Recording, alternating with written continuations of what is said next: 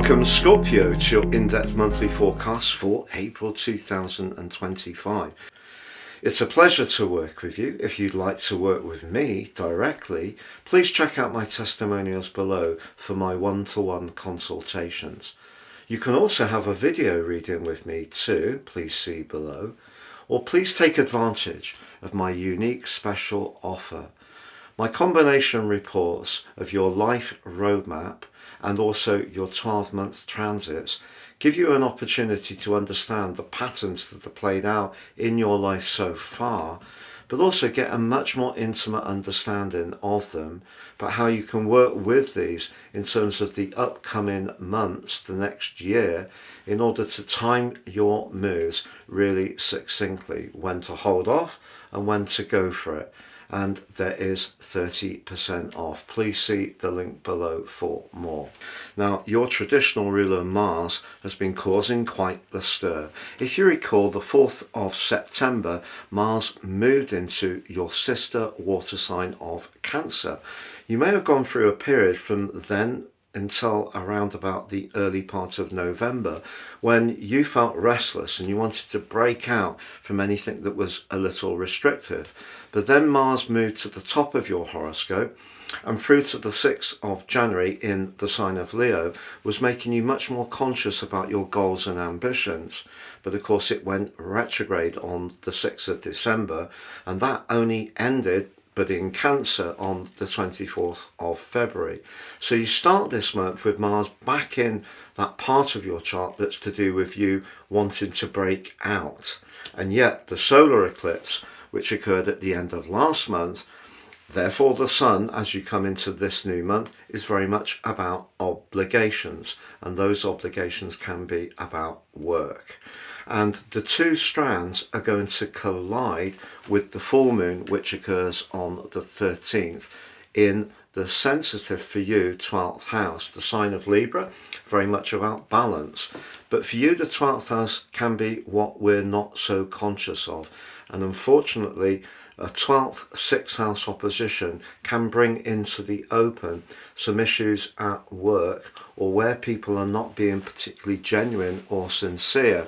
In other words, office politics, machinations. And because Mars is in a T-square with that full moon, that could be a quite tricky part of the month. But Mars then goes on to return to the sign of Leo on the 18th. And through to the middle of June, it's going to prime up a part of your nature that wants to be more assertive. It can make you more goal orientated, and something that you may have started to grapple with at the start of November last year, which didn't really get going in quite the way you wanted at the start of this year. You can become even more determined to punch through and to seize the golden prize. It's just that on the 19th, the Sun moves into your opposite sign, relationships, and we have then a T-square between your two ruling planets. So the Sun is the top of the T and Mars in a very visible location where you connect to the world, and Pluto in a very emotional part of your chart. And the tension from that could be palpable, particularly around any relationship which is not working well. And it could be just down to who gets their own way. So whether it's at work and professionally or in your personal situation, if you feel you're on the end of someone's overbearing attitudes and controlling approach, that could be something that you find very unpalatable, but equally you need to be conscious of how other people perceive you.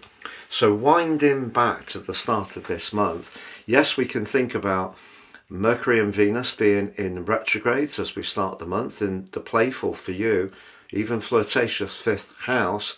But when it comes to your love life, particularly a matrimonial relationship or a live-in relationship that's been for the long term, the fact that Venus connects to Saturn for much of this month could be quite testing, and therefore Mars in your sector of freedom for the first half of the month, Mars in your sector of assertion and power in the second half of the month. That's going to have a major impact and some of the more delicate energies that are playing out in the sign of Pisces. So, Mercury and Venus could instigate a discussion at the start of this month, which is actually constructive, because sometimes when we have retrogrades, we can see them as just bringing disruptive energies and things that cause things to not work, particularly with Mercury, of course. But Venus retrograde in the sign of Pisces could see you rethinking what you want or how you express your talents, because the fifth house in Pisces is brilliant. You know, if you're a maker, a creator, an artist, a performer, or you have other talents that you want to share with people, I feel that Venus and Mercury in the conjunction and the role of Saturn are asking you to take those seriously. So if you're not taking the parts of life which can be fun seriously enough, because sometimes even the things we enjoy, we still have to apply ourselves. So that's the lesson of Saturn. But we also have the Sun applying in a terrific angle to Jupiter at the start of this month. And Jupiter for you is in the part of your chart to do with your long-term finances. And if you've got a plan that you feel positive about, but you've also done your detailed research and you put the effort in that Saturn's demanding in terms of the flair and artistry, you could have some kind of big step forward. So please don't see Mercury and Venus in retrograde and even Venus in the conjunction with Saturn only as challenging influences. They can bring opportunities. There's no doubt about it that if you're in a romantic relationship which is really stumbling, Venus and Saturn in the conjunction can bring things to an end, particularly with that very complex T-square which occurs around the 19th. And it is repeated on the new moon, which occurs on the 27th, which ordinarily would enable you to get back on the front foot for relationships, because the Sun moves into your sector of relationships on the 19th. But because of the politics that I feel is going to be there, Mars is also impacting on that new moon. So ambition is great, and assertion's great, confidence, the ability to raise your profile, to seize the moment, to take the lead is all possible in the second half of this month, but you need to work collegiately with people and need to stay sensitive. If you can do that, you can take some giant step forwards. In the earlier part of the month, I think it's more about your obligations. If you're feeling resentful, Mars is really priming up a desire to break free of where people put too much on your shoulders and don't appreciate enough of what you do.